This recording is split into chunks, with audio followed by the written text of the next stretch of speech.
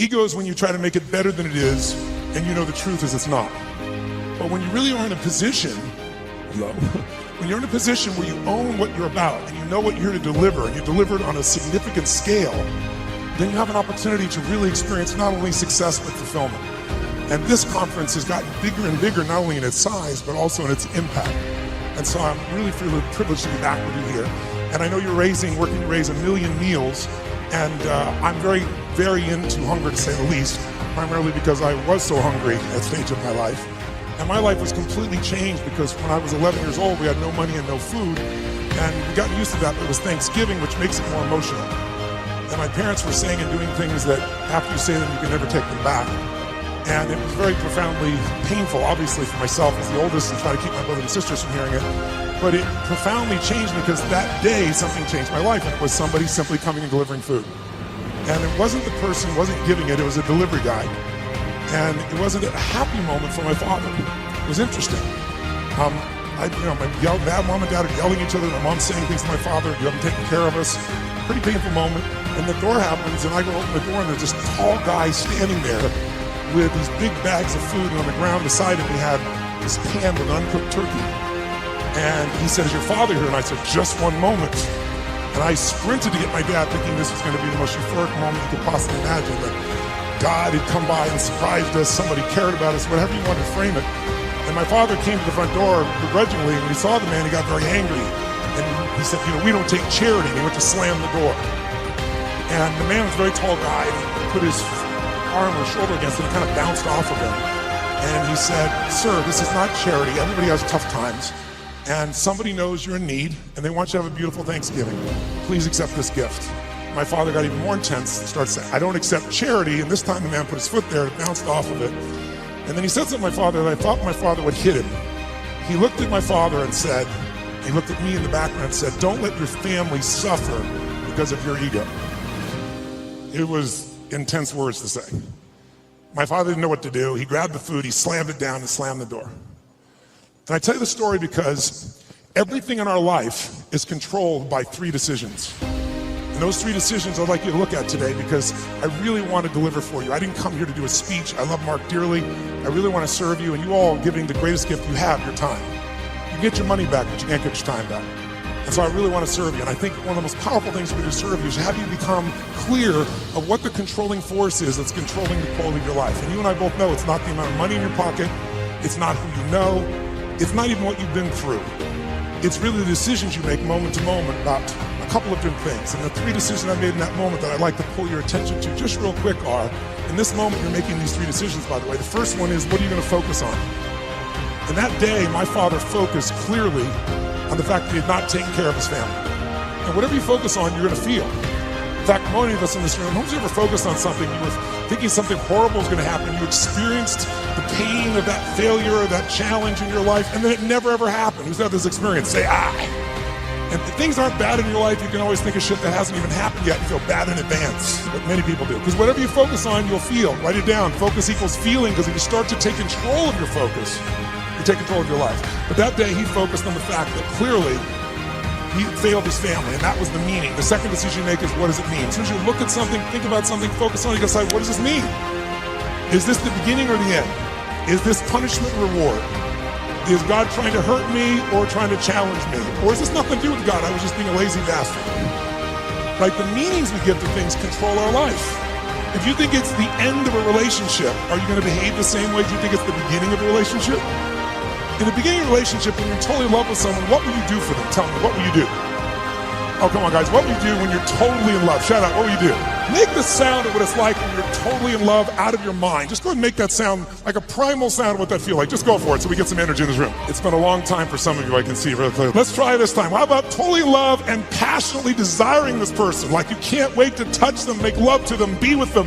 Make the sound of what that would be like. Go ahead, nice and loud, go ahead. So when you have the meaning that this is the beginning of the relationship and this person's the most incredible thing and you will do what for them? What will you do? Anything. What if you're that way with your client? What if you're that way with your internal customers, because your partners, you go, well, if you have real sexual problems with HR, that would be the real challenge. But if your commitment was the same, when you're in that place, you do anything in the beginning of a relationship. In the beginning of a relationship, if your partner said, would you take out the trash? What do you say? Take out the trash. But after about 7 days or 7 weeks or 7 months or 7 years or 70 years, one day someone said, "We take out the trash." I go, "What do I look like, your janitor?" What happened to our passion? I'll give you a clue. If you want a relationship to last, if you think it's coming to the end, do what you did in the beginning and there won't be an end. Because when you think it's the beginning, you behave differently than the end. The meaning we associate to things controls our entire lives. It's not that your mother or father died that's giving you suffering. Certainly that's painful. It's the meaning you think it shouldn't have happened. When we take control of the meaning, it's the only thing we can control our lives. We can't control events. And we're living now where technology is happening so rapidly. It's magnificent what it does for our lives. But we all know with that technology, our psychology is not developing as rapidly. As a result, the world's changing. And a lot of us that have learned to engage with technology and use it to maximize, most people in this room, there's lots of people who use technology to disengage, to be harmful to themselves and to other people. It's not a one-way street. So I'm interested in how to maximize the psychology side, and that's why I'm sharing this with you, so you can increase both your leadership skill, but who do you have to lead first to be effective, my friends? Who? Yourself. And so good to see. What's controlling you? Well, what I'm focusing on is controlling me.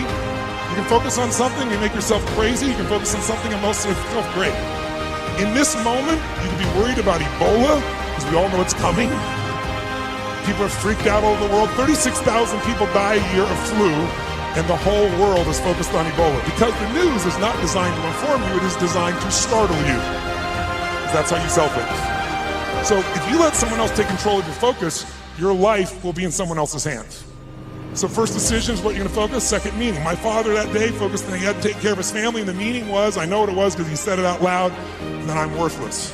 And when you come up with a meaning, it produces an emotion. And if you and I want to look at the quality of our life, there's only a way to define it.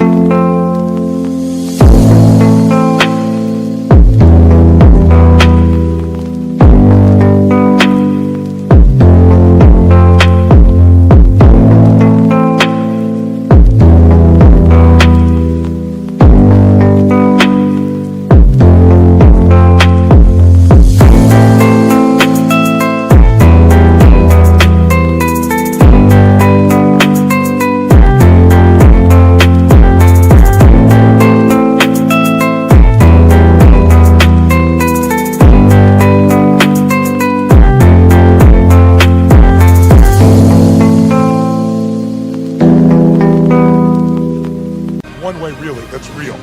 How do you feel every day? If every day of your life you got $1 billion and every day you feel guilty or angry, by the way, nothing worse than an angry rich man or woman, isn't there? You just want to slap them, don't you? How do you have the right to be angry? They find a way. But if you got $1 billion and you're angry and you're pissed off and you're guilty all the time, what is the quality of your life? Angry, pissed off, and guilty. If you have nothing, I live in Fiji a portion of the time, I have a home there, resort there, and kind of 2 families of villages there that I interact with the last 25 years. And when you go to Fiji and you walk down the street or you drive by, people jump up and they yell, "Bula, bula, bula," which means welcome, be happy, we love you. And you drive by 5 minutes later and they jump up, "Bula, bula, bula." And you're going like, what drugs are they taking? No one's paying them. But they're so happy. They're in such a different state. They've learned to focus on something else and come up with a different meaning for life. But if the meaning is it's the end, if the meaning is that you're dissing me, if the meaning is you don't care, whatever meaning we come up with, that affects the third decision, which is what am I going to do? And what people do is based on the meaning, since the meaning creates emotion. Right? You can be miserable no matter what you have, and you can be euphoric having nothing. We all know it's true. In fact, is it possible to learn to let, for example, all hell could be breaking loose around you, and you could just be sitting in a chair in this centered space, all hell breaking loose, and you could still feel great? Is that possible? Yes or no? Sure, but you and I live in a Western culture where if you sit and bliss out, people come and take your furniture. So we have to be good at not only controlling the internal world, but our external world. And that's shaped by what we do. And what people do is based on their emotions and also their role models. So I thank you, Mark, and I thank all of you that are role models for people. We show people that success does not mean taking, that success can mean truly growing and giving. That money, resources, and opportunity are things to be shared. They're things that are tools for a quality of life to be able to enhance for people and for yourself and your family. Pretty beautiful thing. My father that day decided what to do was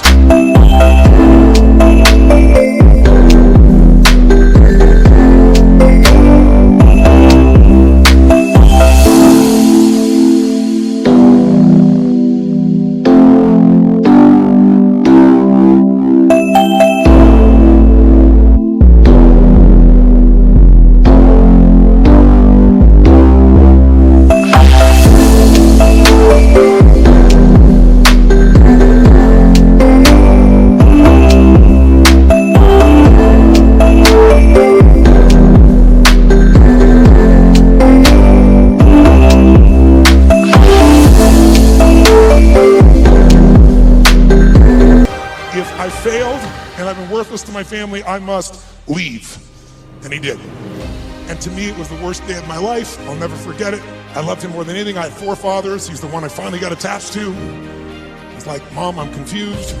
But then finally, years later, I got the benefit of it because out of all those experiences and all that pain, that day I made 3 different decisions.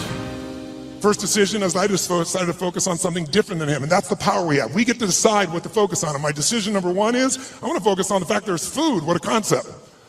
Pretty cool. But the most powerful thing to change my life was meaning. I said, what does this mean? Because my father had always said, my mother had always said, nobody gives a shit. Nobody cares. Don't care about anybody, they don't care about you. And that day I had physical evidence. Those you bringing food, I want you to know that's not just food. That's called love for someone. That's called hope for someone. That's called surprise for someone. And that day for me, I went, strangers care.